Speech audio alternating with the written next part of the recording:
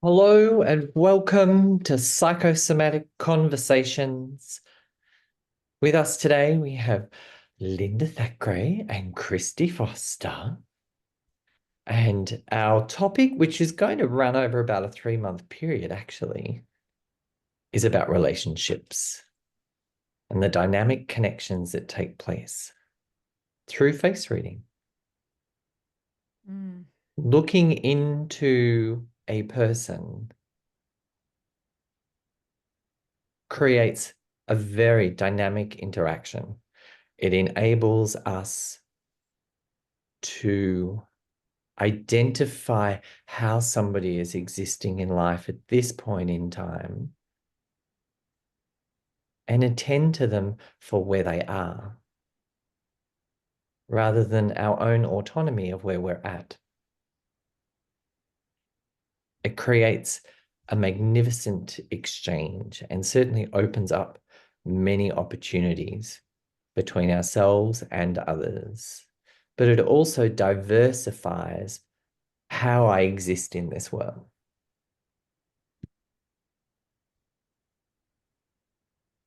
Christy, what have you noticed about relationships and face reading? Well, last night I had a client that was so frustrated with her boss.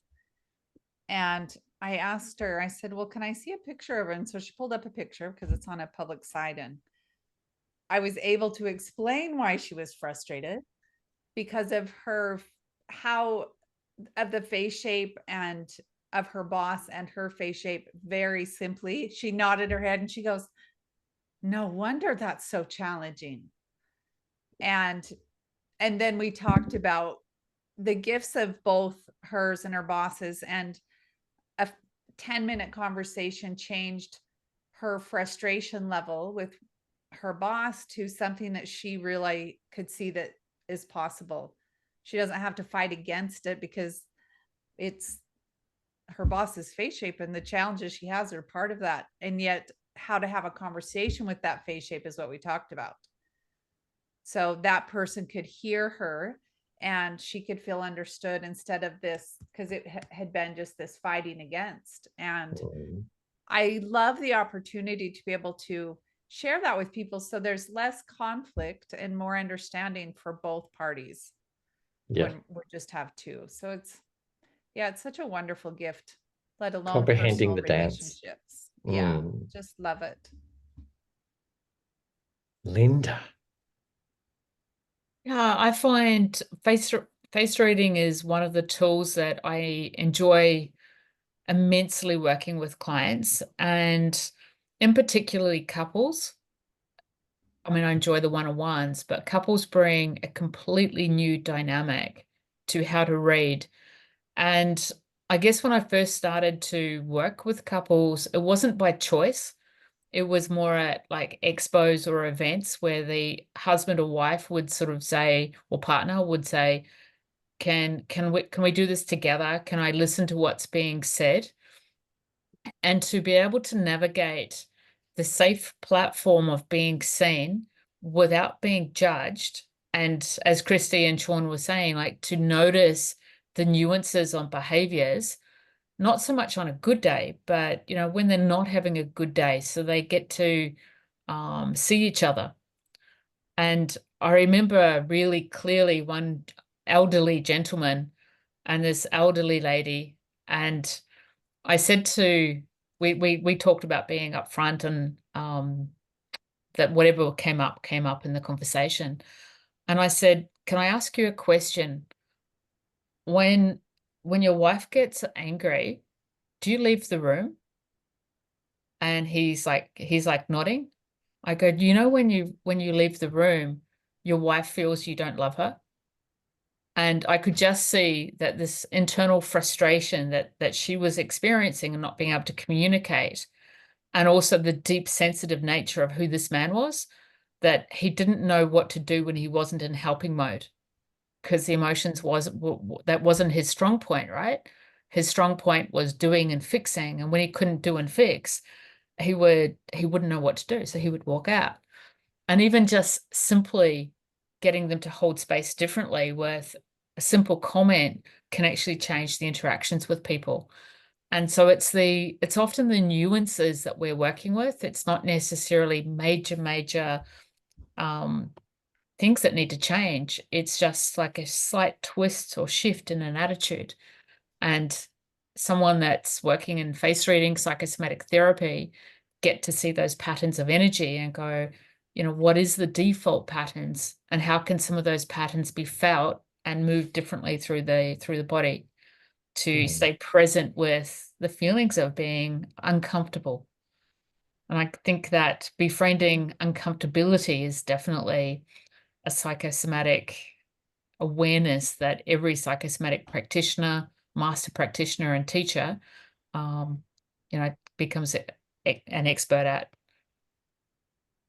Yeah. And it's also what I've noticed across time is the greater understanding I have about myself, then the easier it is to relate to others.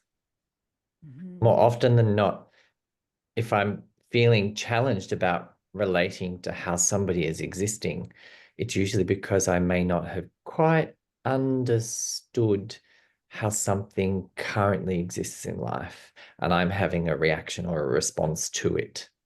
And that's usually about me rather than the person themselves that stands before me. So understanding all of the aspects of what it is to be human most certainly enables a broader interaction with people. Because what I learned as I was growing up was quite minimized in comparison to what is possible or what's capable within a person.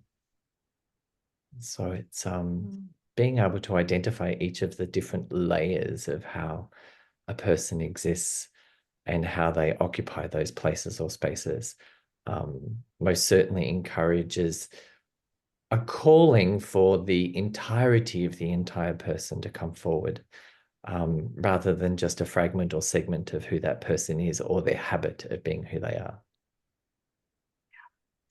Yes, and how we show up, just like you were saying, the more that we can be aware of how we show up consciously, we do make a lot more space for other people, because we look at our own challenges. And before the call, Linda and I were talking about the patterns, the physical patterns that happen when there's a trigger or an irritation, even in the face, let alone the body.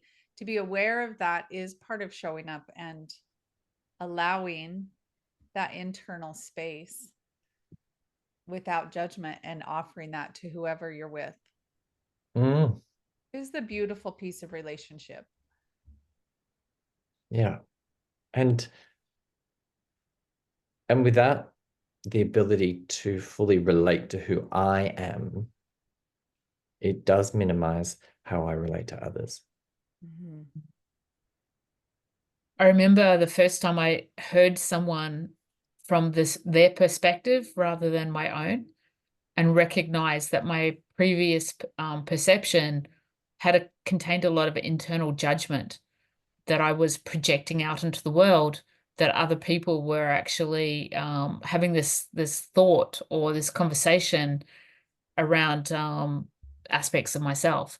And when I was able to look at someone's face and read them, and in a matter of seconds, like not minutes, but in a matter of seconds, and do a broad overview and go, what this person is saying is just simply an analytical assessment.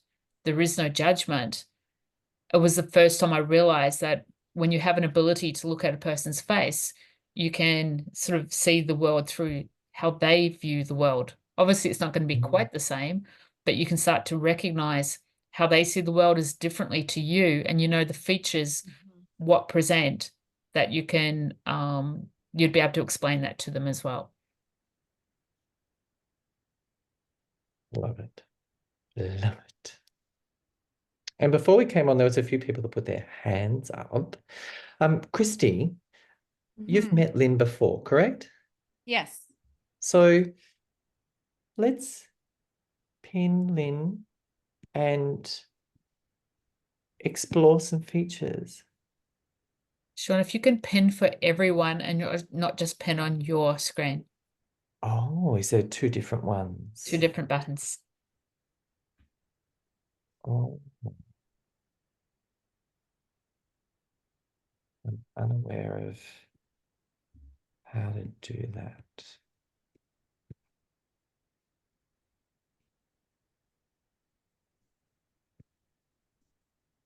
It might say spotlight for everyone. Yes, that's what I've just noticed.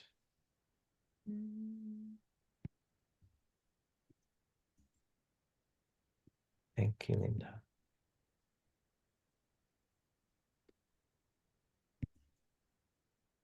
And There we go. then one more. Hi, Lynn. And there's Lynn. Thanks for coming to play. Well, you know what? It's wonderful because, in all fairness, Christy has done this with me once before, several years ago. And I've used it, you know, in a limited sense. So, yes, I think it's wonderful fun. Oh, Really? absolutely. Yeah. Absolutely. So how about Sean, you and Linda go first since I know Lynn and they Okay. haven't had the pleasure. Lynn, can I ask you just to lift your bangs, your fringe? Yes, if they don't go up, it's. Great. Is that better? It is. Thank you very much. I don't think it'll go up more. That's good. That's good. Okay. That's great. Sorry, I'm just noticing that there's things appearing in the chat before we move forward. We'll come back to that. So, Lynn, we Yeah. see the widest part of your face is definitely your cheekbones. So we know you're very emotionally charged. You're somebody who loves to emotionally embrace what's occurring around you. And for those that are around you, will enjoy that embrace as well. Because it's something that you're nurturing is your priority. Got it. And the older I get, I'm 89 now, the more it happens. Ah, great. And you can see the fullness in the cheeks here. It's something that energizes you, and it's also something that you immediately notice about somebody. You're able to identify what style of cushioning that they need today. Linda. So combined with those beautiful cheekbones and the beautifully well fleshed face, people are going to trust you. You will have found that throughout your entire life, that there's a deep rapport built rather quickly, and sometimes ahead of schedule for the time that they've known you. Meaning, you may have spoken to them only for a few minutes, and they're sharing some deep secrets with you.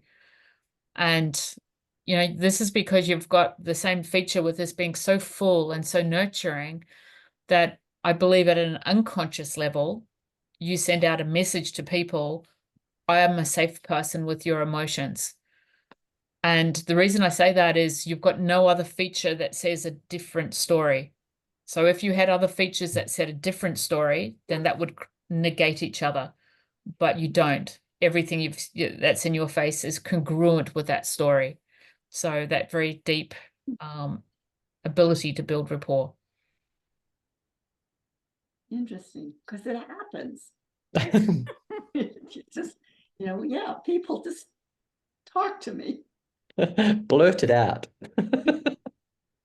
Yeah. See, I love people. Yeah. Well, that definitely shows in your features, Lynn. One thing I want to bring into notice is I'm looking at your face. I'm looking at, we can see most of your eyelid, and your eye is very open, which is just, it's another indication of the tendency to wear your heart on your sleeve. You have access to your emotions, maybe sometimes can be flooded by them. That can be the challenge of that much nurturing and the energetics of wanting to help and love people is high. And sometimes that could be overwhelming, Lynn. Not usually. No, Not really. just your Not capacity anymore. to love is high. Well, I've learned, I've lived so long that it just, yeah. I guess When you were younger, Lynn, was there a little bit of an exhaustion that went with that at times? I couldn't express it when I was younger. Yeah. I felt it and I didn't know how to show it. Yeah. I had to do lots of growth and get old. Oh, get wise. You know what? I love being old. I Lots don't of like wisdom feeling there. old, but I love being old. Yeah. Old is wisdom if you want it. Yeah. So, yeah. The vitality in your face indicates how well you have held and retained to youthful attitudes and embraced some of the lessons that you would have learnt along the way, Yes. which is what Christy is talking about. So, yeah. Yes. And I hope I've got such nice skin at your age. I know, you look great. Well, I don't know. There's all of this down here, but oh well. And it's also it must be unique being you, Lynn, as well. When you watch others make decisions through terms of logic, you must stare at them and go, but what do you want? Well, not quite like that, but yeah, it's different because I don't do it that way. No, that's right. Right. I can't. Yeah. And I say that because it overlaps with what Jackie put in the chat. Jackie put in the chat. When I recognized my good friend's forehead was narrow, I realized I should not try and convince her of anything and not take her shutdown of my opinion personally. Because when we look at your forehead, it has that angled in. And you've learned across time that what your heart desires is the most important thing that stands before you, because that's what brings you pleasure. Yes, as long as you take into consideration how it affects other people. Yeah. Yep. That has to be part of it. Yep. And that statement in face reading, the statement that you just said, brings us down to the chin, because it's about what actions we take. And when we look at your chin, we can see how broad that chin is. So we know that when you take your actions, they're very well thought out, but they're also quite exact in their positioning. There's a reason, there's a purpose, there's a dedication that happens with that.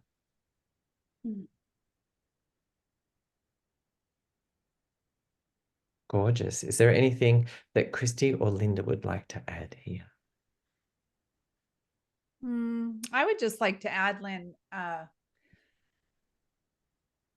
at your age, your growth, the growth that you've had and the challenges within your face shape, the challenges of the tendencies maybe in the past to over nurture, over care, has, what I'm hearing you say too is you've come into a balance of that and appreciate who you are and appreciate how you love and how you nurture. And you hold a very nice boundary too, that other people do matter. Because some people don't believe that. And that's Oh. part of your nature and your gift that Thank you you. share with people. Yeah. Thank you. That's lovely. It's nice to know that my face shows the world who I am. I like that. Yeah. It Most terrifies definitely some. does. Well, it probably would have terrified me when I was young too. Honest to goodness, there's just so many advantages to getting old. I'm so grateful to be here still. Yeah, understanding the principles. Yeah. So, The principles of living. thank you. Thank you, Lynn. On behalf of us and everyone watching and listening, thank you. Mhm. Thank you, Lynn. Fun. Great.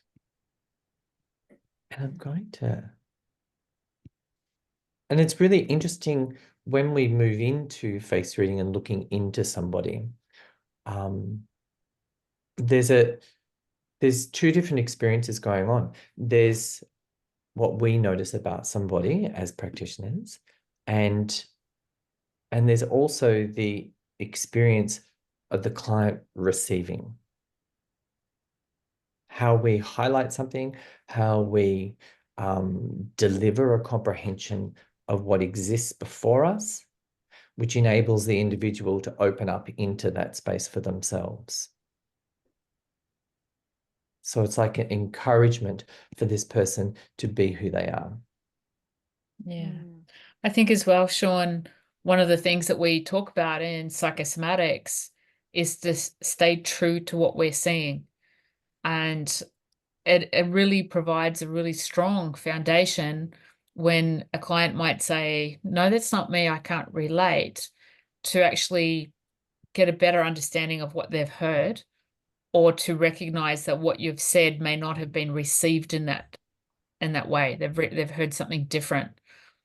Or to literally just recognize that maybe it's something they're not aware and it's going to show up at some other point in time, but to stay true to what we're seeing. Yeah. Yeah, because sometimes you don't see those parts or challenges until they're pointed out. And then I think sometimes even after a face reading, the first one I had, I thought, that's not me. And yet my face showed it. It was really helpful because I didn't see myself that way. I was shocked, I must say. And today I see it so clearly in that space. And that's where face reading is helpful, because I didn't see what they saw. Yeah. And yet, yeah, there were so many true. keys for me in firstly receiving a face reading, but most certainly by being in the industry, the insights that I have around human existence, and therefore the options that are available to me, rather than just me feeling limited by how I currently experience myself. There's a diversity that opens up there because of the diversity that we see in others. What I see in others is an opportunity for me to consider how else to do something, how else to be with something, how else to consider life itself, rather than from the autonomy of my own structure and understanding. Sean, as I'm looking at your face, one of the questions we often get asked is, can your face shape change over time? And your face shape has changed so much from when I first met you. Yeah. And it's really nice to know that you can develop that resource and the resilience and yes, you can fill those spaces out. Yeah, like it's fantastic. And like sometimes when people have like square shaped faces that's holding a lot of tension in the jaw, as they release the tension and the frustration and the anger, the muscles start to change and the holding of the bone structure changes, which means that the jaw becomes more oval, which has a greater flexibility than a square shaped jaw. Yeah. Yeah. Not that that was what you had. No, but it's growing into the aspects of who I am and developing those aspects. It's kind of like having a library and feeling more resourced. There's a lot more in the library now than there ever used to be. Yeah. And I know where it Doesn't that make goes. life easier? I know how it serves me.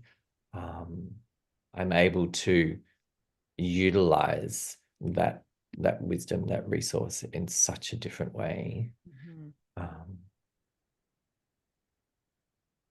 Yeah. Shall we play with Yasmin? Yes. Yes. Hi, everyone. Hi, Yasmin. Hello, Welcome. Yasmin. Hey. How have you Hi. come to us? Where did you find us? Actually, I was searching about psychosomatics. I did a lot of researches and finally I found your website. And then I signed up and I'm getting your emails. So it's my first time for me to join you. Oh, wonderful. Beautiful. That's fun. Yeah. That's awesome. So Yeah. with face reading, we usually start by looking at the overall face shape. And then we move through to the more finer features that are occurring. Because the overall face shape shows us part of the establishment that somebody resides in. So as we look at that establishment, we can notice if there's any corners, curves, angles, because the corners are quite masculine and logical in their form. The curves are very feminine and therefore soft and gentle, but also changeable and flexible. And when we have angles, we also have situations that might change their direction swiftly. So we know that when we're looking at your features, and it's very interesting with your headwear, we know that it creates an oval as well because of the way it sits and surrounds your face. So we know that that oval is very much about equality, looking for equality, knowing equality, looking for balance, understanding harmony, but also being active in that harmony that takes place around you.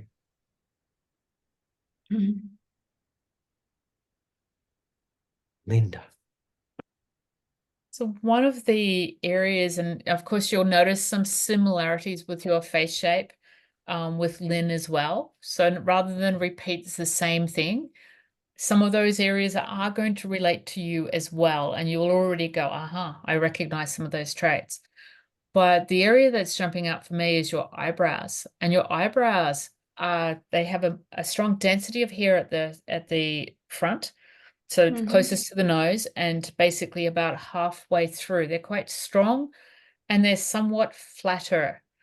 So what that tells me is, in addition to the emotional flexibility that you have, you like things to have a scientific basis as well. Where does it come from? So the logical, practical part of you is also very strong as well. You're highly creative mentally with the hairs having so much density with that ability to multitask. But the follow through doesn't follow through all the way through.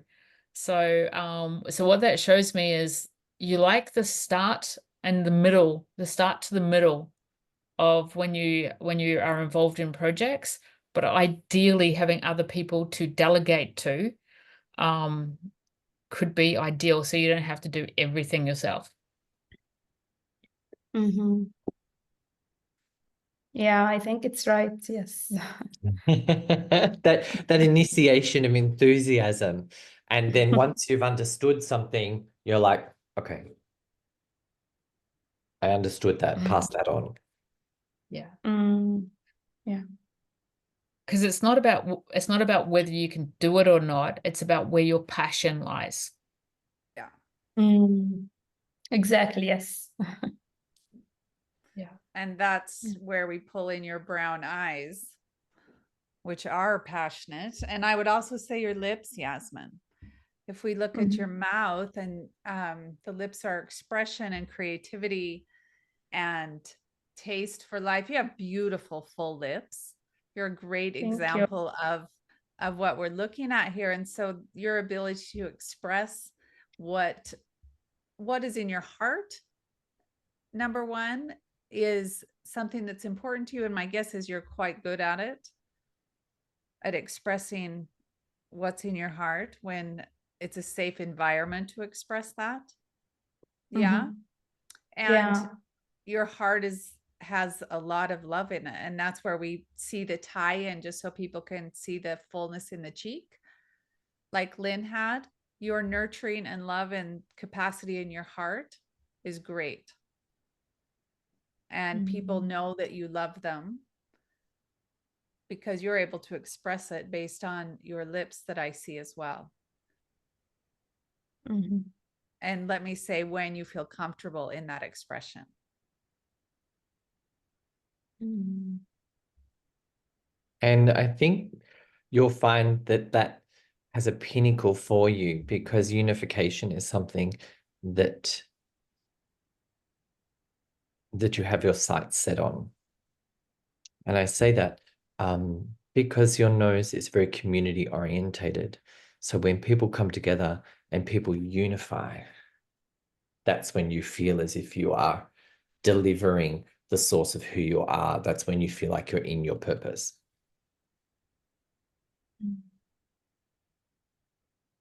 Yeah. Actually, it's interested, like how did you know all these details just from reading my face? So weird.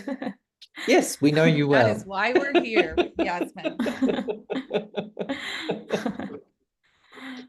I know like you it. well. And Yasmin, Yeah. what's really cool is you'll notice that we're telling you some of your strengths. If there were areas out of balance, the aim is for you then to return to balance, and to have a pathway to come back. But often people don't recognize their gifts, and the things that we're saying to you, we're not making up to make you feel good. We're actually saying them because we see them in your features. And you might think that the rest of the planet has the same gifts as you do, but actually they don't. Wow. Yeah. Actually, I'm passionate about like psychosomatics. I really want to go deep on it and I want to study it. I like how just from face reading, you got all these informations. Like, wow. And once we understand who we are personally, we can recognize how others relate to us. Yeah, their capacity to be able to relate to us or parts of us. Wow. And So we can get more information from reading the body, not only the face, right? correct. Yeah. Yes. Yeah. The face Wow. is a reflection of the entire body. Wow. And the body itself is the origin of that information.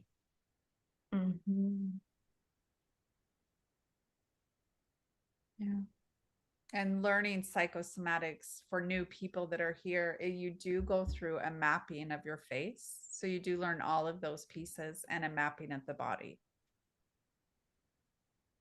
There is not a piece left untouched in noticing everything about you, to your fingernails, to your toes, how your toes are, how your body is.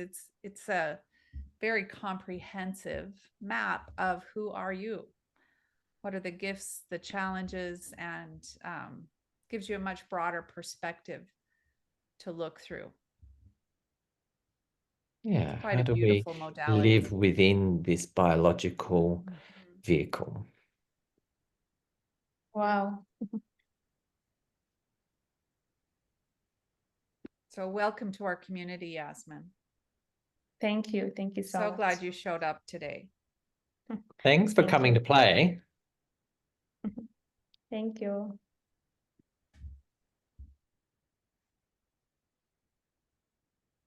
And it's just beautiful to be able to see the differences in nuances between people.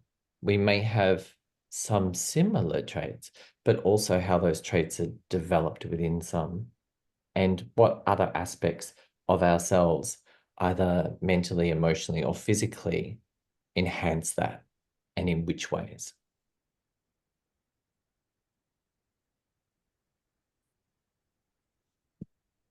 Oh.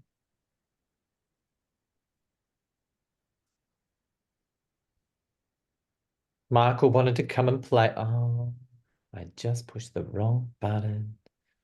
Michael, your face shape is changing as well. Lovely to see you. Happy to see you too. And I just want to say, everyone, if there's, I'm happy to be here and happy to play and participate. If there's someone else who hasn't had a reading or as recent as mine, I'd be more than happy to yield and allow someone else a chance. Did anybody want to put their hand up for that? Oh, really? And we'll still have time to play with anyone else. If there's a fourth person as well that wants to play afterwards, we've still got time.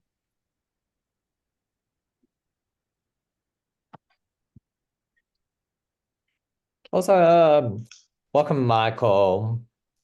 You'll notice my voice is stronger with Michael because I do know Michael.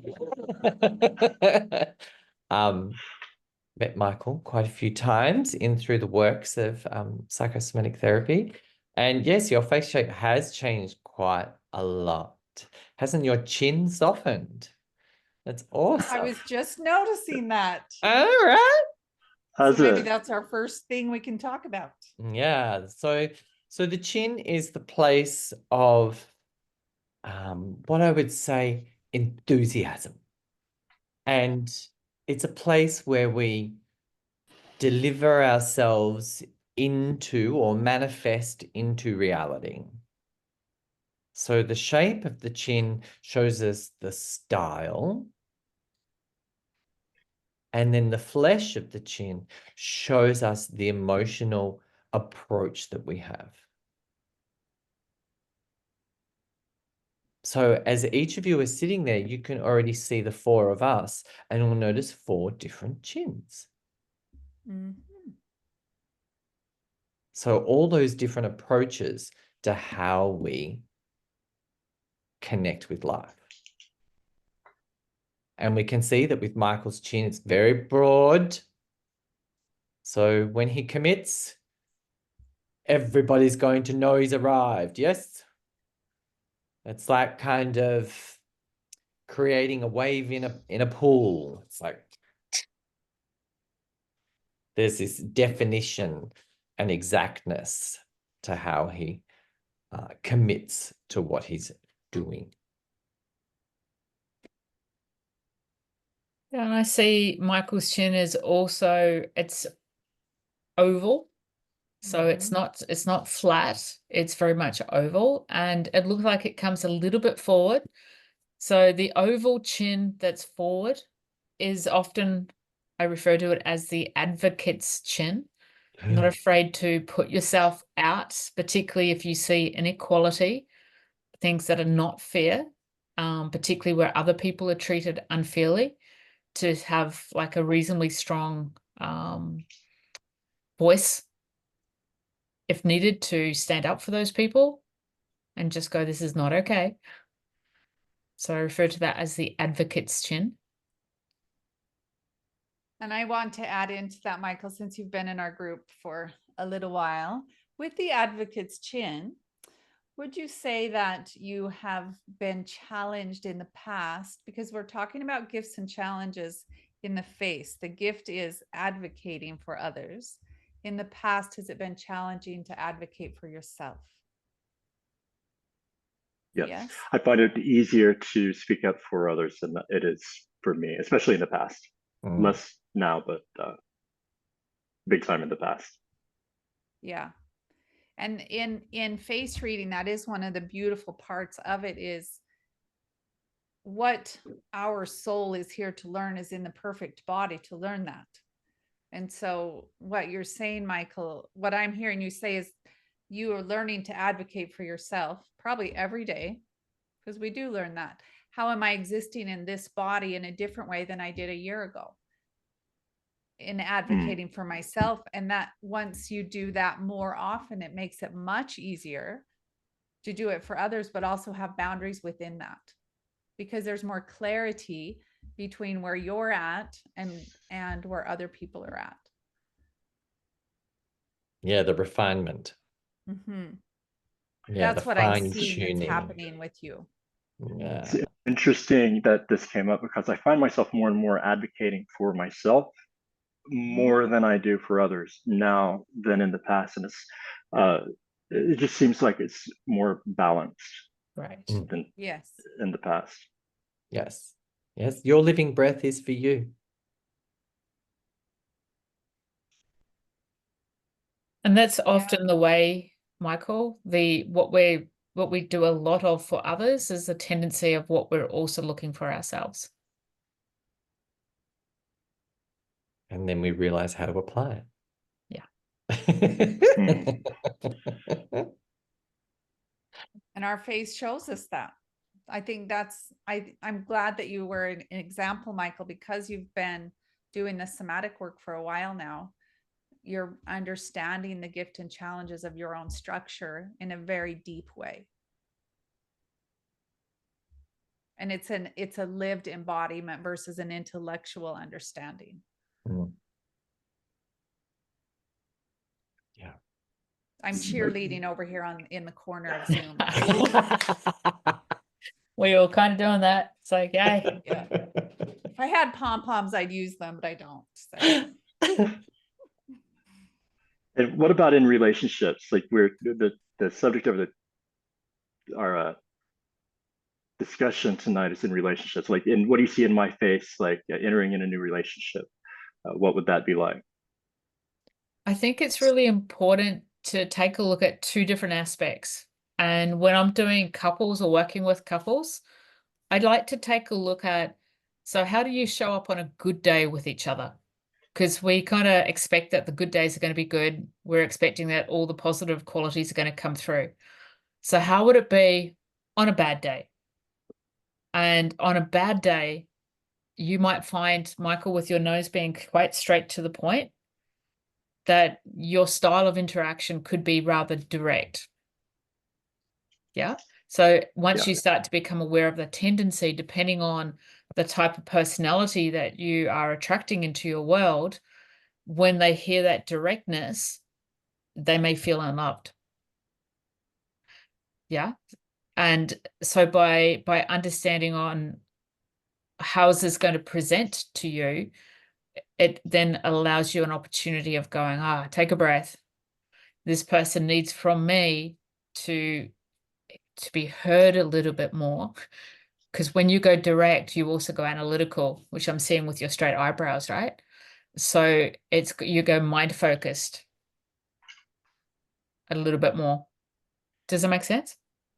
Oh yeah, you nailed it in a situation that I'm in with someone that I see as a little bit sensitive, which is, this is reflecting a shadow, but I'll say something, an observation, and he'll just be like, well, damn, that was, he finds it as confronting when I'm being direct. And so I'm learning a new dance. Yeah. Yeah. And the way that you're able to hold stage isn't the way others occupy stage space. And I say that because it's kind of like when we're highlighting something about somebody, it brings them center stage. And relative to their ability to stand in that limelight will also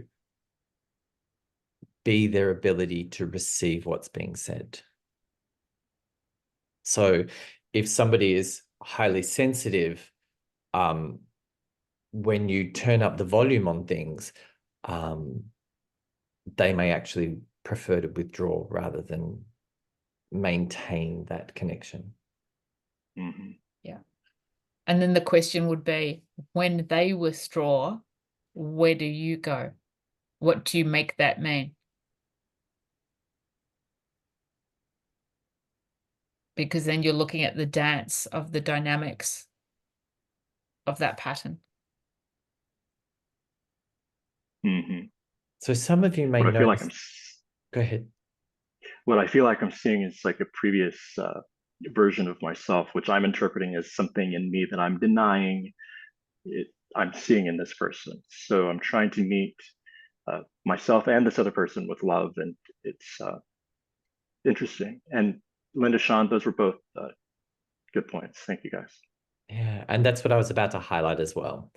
The relationships are profound when two people can hold an open, safe, innocent space between them where no harm comes to love.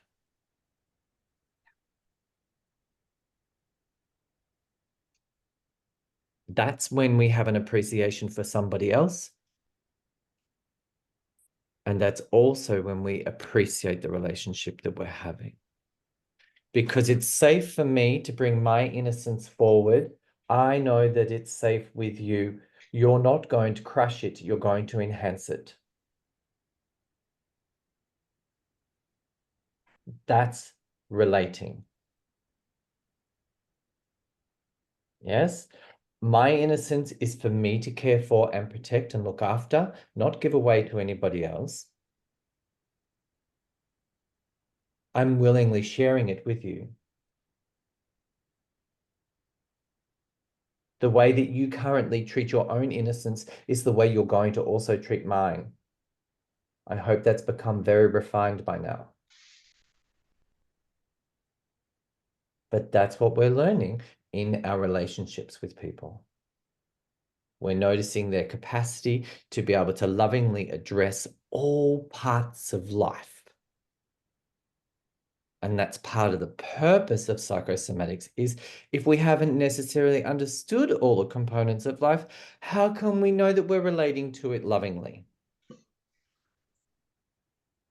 And that's what you'll notice, Michael, is each time there's a, there's this moment of, oh, how can I increase my appreciation of love in this moment? Yeah, rather than my ego or personality receiving a point for being right or wrong.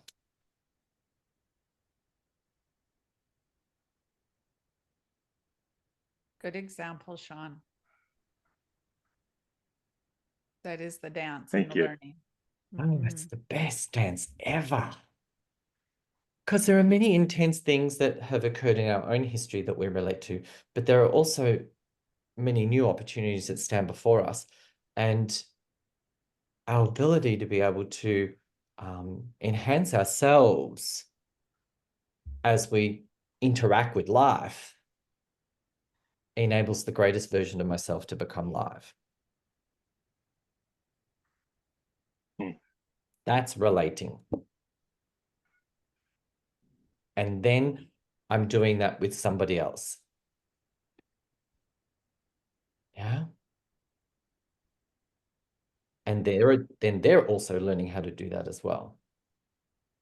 And that's where we have commitment.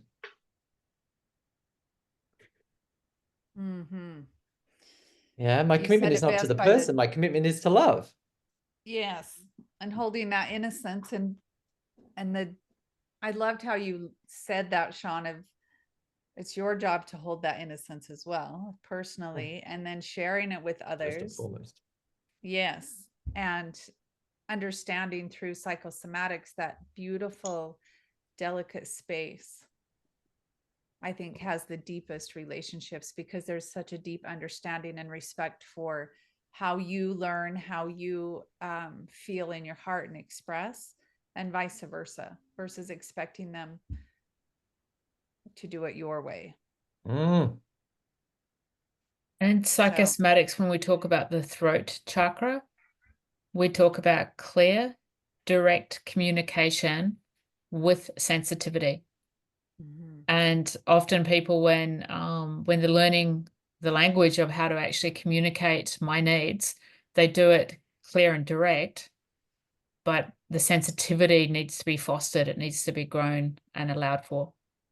What is the condition in which we deliver our language? Yeah, what are there conditions around how I deliver my language? That's a whole conversation based on our lips, based on my chin. Hello. That's another call. Placing conditions around what we say and how we want people to respond is a projection. Yeah, there's we're asking for a command rather than actually uniquely sharing where I am and how I am and what I know. And that in itself, people can accept, digest, or for now put aside, and that's okay too. Mhm. Thanks, Michael. Thanks, Michael. Thank you so much. We Thank you wish so much. you You know, all something the that I used best to with hear a your- lot that at the time really hurt me. Michael, you're too sensitive. When I was young, I heard that so often, and now it's something that, you know, I've kind of left that behind. And I think maybe that's what this is teaching me, is to kind of embrace some of that. There's beauty there too. There's beauty in innocence and sensitivity. And Christy, Sean, Linda, thank you guys so much. Just really Yeah. appreciate it. Our pleasure, Michael. Our pleasure. The more liberated you feel in sharing who you are, and the refined nature in which love exists within those words, that's growth. Yeah. Wonderful.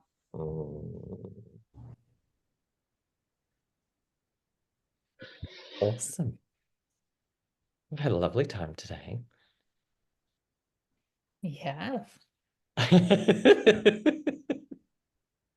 Maybe Maybe do we have any questions from anyone, or do we want to try and see if we would like another reading? What do we want? there's a hand. I thought we had Gabrielle. one more person that wanted a reading. Gabrielle has put her hand up. Yes, I'm Gabrielle. just getting there now. There we go. Beautiful name. Hi, Gabrielle. Welcome. Would it be okay if you unmute?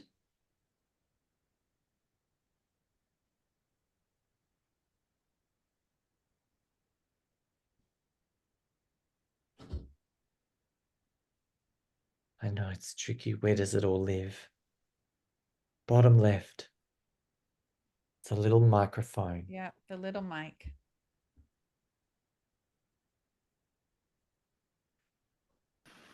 Did I do it?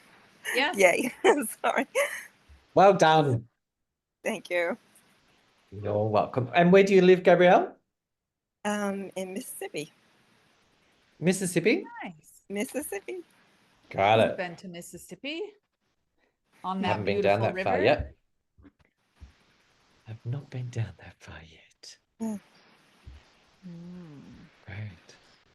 Well, I will start with Gabrielle. It's funny, we Right. have a theme tonight with cheeks. As I see you smile, Gabrielle, you have beautiful full cheeks here is what I'm looking at.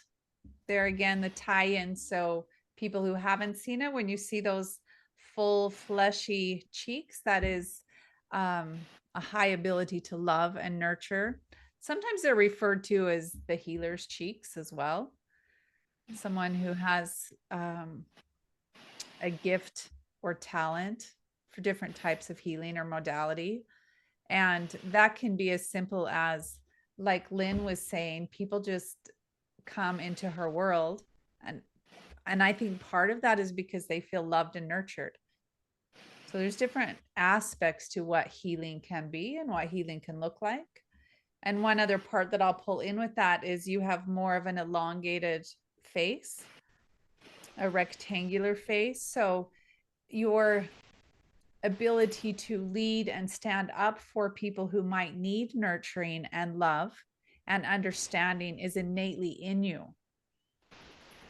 It could have been, and I'll bring that in as a challenge in the past, it could have been a challenge to take on too much of what you see and understand of where people are emotionally, and finding your own center point and balance for that so you don't get drained, because it is in your nature to notice and understand without people telling you. True. Linda. Yeah, I would say I agree with everything that Christy said. You go, I'm looking at your eyebrows again, and your eyebrows are quite extended.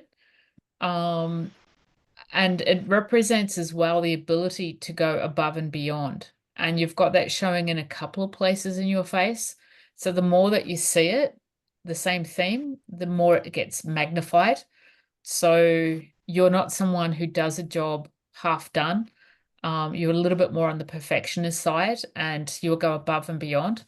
So that can also be quite exhausting, because Yeah. when people see someone who's so strong and capable, they tend to give those people the additional things. And so, I know you're busy, but would you mind helping? Could you do this? And the challenge in the past for you would be around the word no. True. Yeah.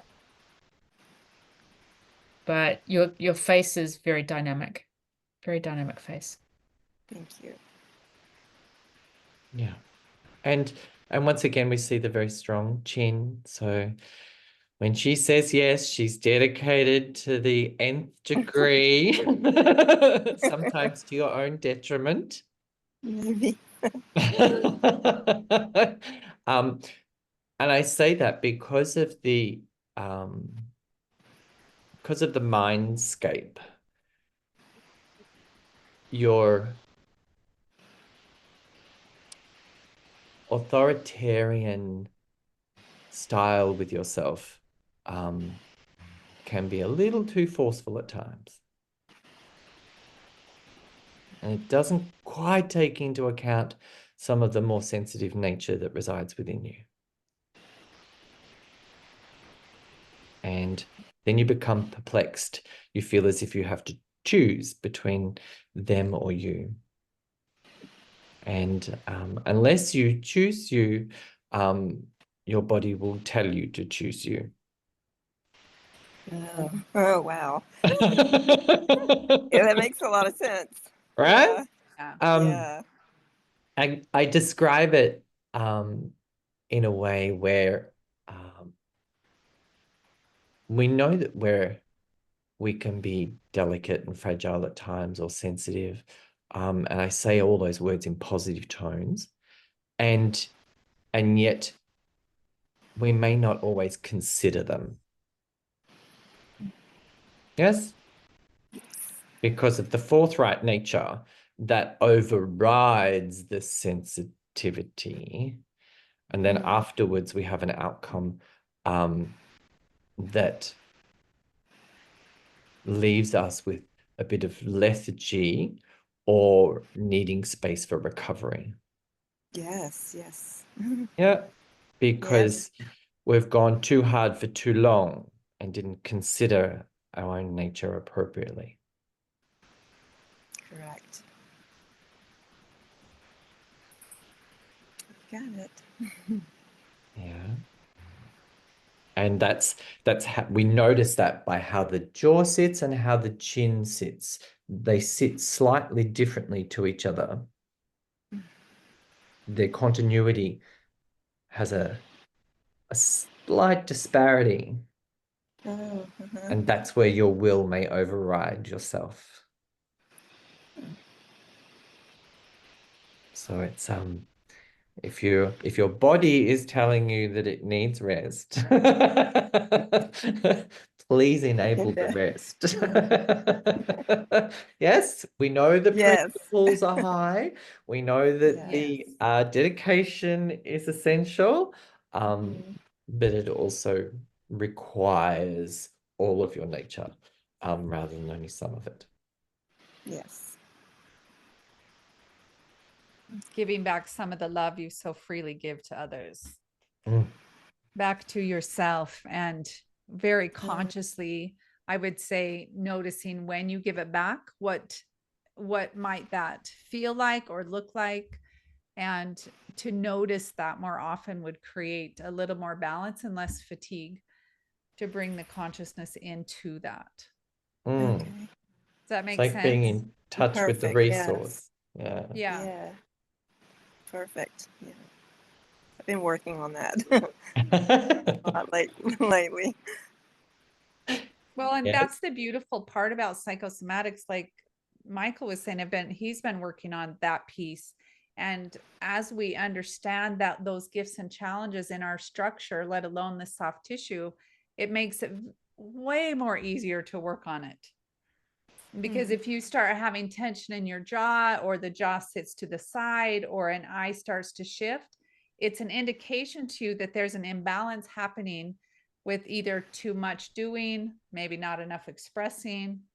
So we really start to see it show up physically in the soft tissue, and the bone structure can shift too when we're out of balance. And so it makes it easier, and we're not guessing so much of whether we feel too overwhelmed. We can start to see, and our body becomes a literal messenger of how to listen, versus having other people say, you need to rest. Right. And we've hit those signs of too much, too fast, too soon. And then the ball is already down the hill. Right. It's our job to do us. And how do we do that better? How do we notice when we're giving too much? How do we notice when we're too tired? That's where the facial structure, since that's what we're talking about today, literally starts to shift when it goes out of balance. So paying attention to that for you, Gabrielle, in the tension in the jaw, perhaps, and around the mouth, is an indication to settle into your body and maybe move a little bit more in your hips, and that will actually relax some of the jaw, instead of using your brilliant genius that you have, because you're very smart as well. I can clear on that. Oh, thank you. My big forehead. Well, thank God though, because that's your brilliance. Just notice when it overrides and the fatigue comes in. Right. We want to create more balance with that sensitivity and movement in the body, versus having the mind override everything because you're brilliant. The brain can be loving. It does need to be trained in order to do that, but a brain can be loving. Yeah. And in next month's series, we're going to be doing a little bit of the photo splits. So if you come next month, we'll show you what we actually do when we do work with clients and work with students. And it will give you a much deeper awareness of how face reading actually works, and how you can see what it would look like with how you present to the world on the right side versus how you experience your world on the inside. So we're going to be doing that next month. Oh, that sounds great. Yeah. Yeah. Wonderful. Deeper. Thank you. Thank you for Thank coming, all of Gabrielle. y'all. Thank you. Thanks so much. Thanks, Gabrielle. Enjoyed it. Awesome. I knew one isn't enough. I'm so glad we're going to do a few more on the face. There's so much to talk An about and eternity. discuss. So we'll move into November with that. Oh, we do have one. Thank you, question Jenny. real Yes, quick. we are lucky. We do Jackie have a says, question from Jackie. How would you read a sensitive chin with a large mouth and very protruding teeth?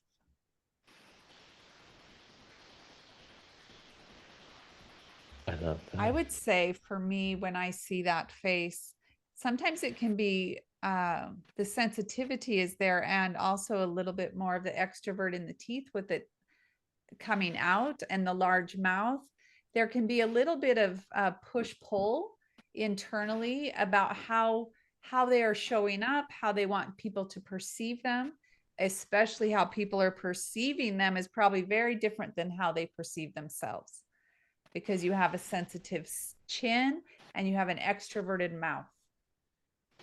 So it can be, if they're not aware of their challenges and gifts, I think it could be very challenging in relationships for that face shape and around how communication happens. That's my thought. And that's where numerology can sometimes support what we're seeing in the face. When I see two completely different themes, I will draw that to the attention of the client and say, I'm just going to explain to you how I see the two parts of your personality showing up, and let them explain to me how that conflict presents for them. Because if it shows in the bone structure as two different stories, those two different stories will show up in their life. So it's more not if they're going to navigate it, but how they navigate it. And once they have an understanding that they're actually potentially, it could be a soul lesson for them to learn how to navigate this, their greatest challenge becomes their greatest gift. Yeah. And relative to the current state of self-relating, those very strong teeth may want the world to obey their belief system rather than sharing their belief system. Question. Thank you, Jackie. I love it. I love it. And as you can see, the nuances within face reading are many and varied, yet there are some simplicities that take place. The principles of how to learn face reading give us the foundation of how we exist within a biological system called being human, and also the layering that takes place mentally, emotionally, and physically. Yeah, how I think, how I feel, and how I act. And what is the congruency between those three layers? What is the unison that takes place in those three layers? Because that's how I access the entirety of who I am. And face reading is one module out of 10 modules in psychosomatic therapy. So whilst it's a really important module, it's 1 out of 10. So the depth of the work is so much more than face reading. But face reading was one of the foundational modules. Yeah, it's one of the keys. Yeah. One of the keys. And that's what Willing we're to looking look at every single ourselves and day. others. Yep. So we take us off spotlight for a second. Sure.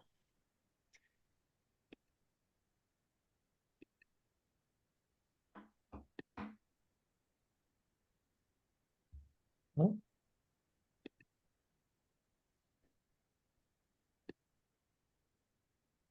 Ta-da!